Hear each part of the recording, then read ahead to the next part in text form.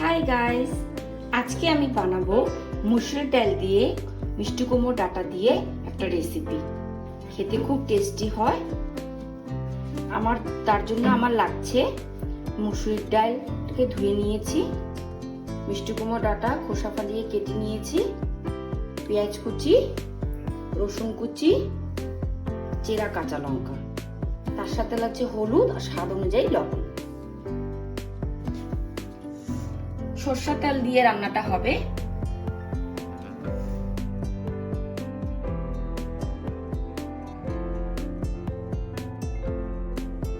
তেল গরম হয়ে গেছে, এখন পেঁয়াজ কুচি দিয়ে দিব, রসুন কুচি দিয়ে দিব, পেঁয়াজ কুচি রসুন কুচিকে একটু ভেজে নিব। এখন মসুর ডালগুলো দিয়ে দিব।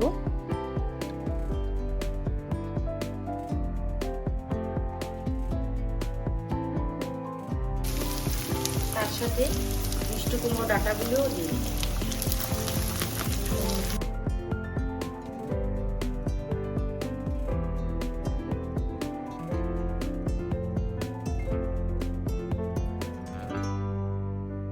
হলুদ দিয়ে দিলাম, লবণ দিয়ে দিলাম,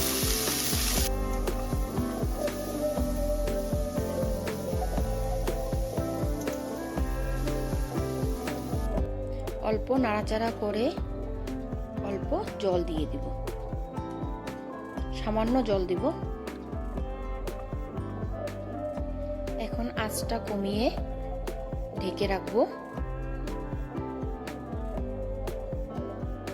খুব একটা সময় লাগে না রান্নাটা হতে, খুব কম সময়ে হয়ে যায়। মাঝে মাঝে একটু নাড়াচাড়া করতে হবে। জলটা যখন পুরো শুকিয়ে আসবে আর ডালটা অল্প সিদ্ধ হয়ে যাবে, তাহলে রান্নাটা কমপ্লিট। এখন চেরা কাঁচা লঙ্কাটা দিয়ে দিলাম,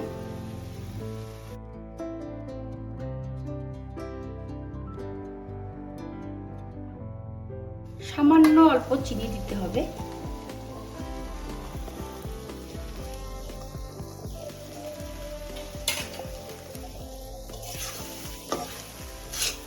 হয়ে এসেছে।